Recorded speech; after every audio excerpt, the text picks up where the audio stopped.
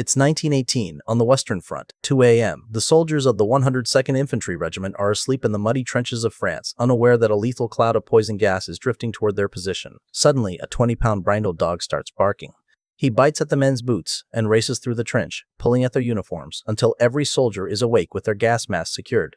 Minutes later, the mustard gas rolls in, but the men survive. Stubby began the war as a nameless stray, smuggling himself onto a transport ship without a day of military training. By the time the armistice was signed, he would become the only dog in United States history to be officially promoted through combat. His name was Sergeant Stubby. His life on the front lines showed that raw biological instinct combined with an intense loyalty to his men could outmatch the deadliest industrial weapons of the 20th century. A year earlier, Stubby had no home. In July 1917, he wandered onto the grounds of Yale University, where thousands of National Guard soldiers were drilling for their deployment to Europe. Private Robert Conroy noticed the dog wandering the camp. The two formed an immediate attachment, and Conroy began sharing his rations, letting the stray sleep in the barracks against military regulations. To keep the officers from removing his new companion, Conroy taught the dog a specific trick. Whenever a commanding officer approached, the dog would raise his right paw to his right eyebrow in a modified military salute. When it was time to ship out for France, Conroy hid the dog inside his overcoat, walked up the gangplank, and smuggled him into the coal bin of a massive troop transport vessel. When the ship's commanding officer eventually discovered the stowaway, the dog immediately raised his paw in a salute.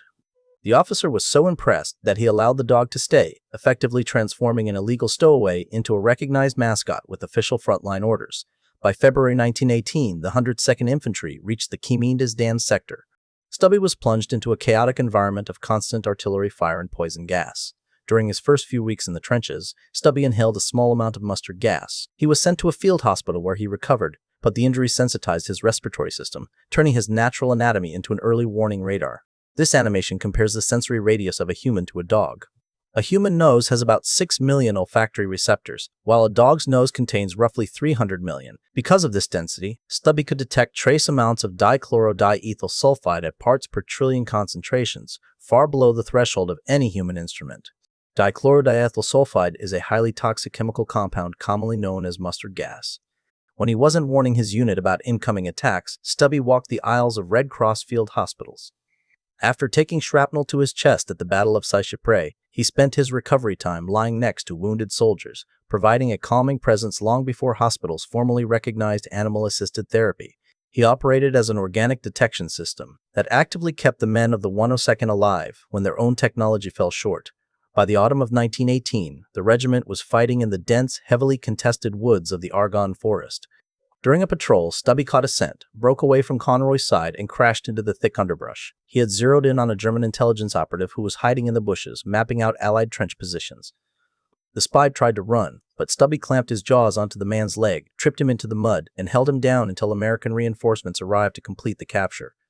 This capture resulted in a unique military consequence. The commanding officer officially nominated the dog for the rank of sergeant. The captured spy's Iron Cross was removed and pinned directly onto Stubby's custom-made uniform, allowing him to wear the enemy's highest military honor.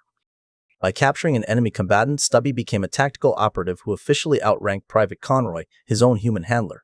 When the war ended, Stubby returned to the United States as a national celebrity. He spent his early post-war years leading victory parades across the country. His service record earned him a unique diplomatic status. Over the next few years, Stubby met 3 sitting U.S. presidents, President Woodrow Wilson, Warren G. Harding, and Calvin Coolidge. In 1921, John J. Pershing, the commander of the American Expeditionary Forces, presided over a formal ceremony where he personally pinned a solid gold medal onto the dog's uniform.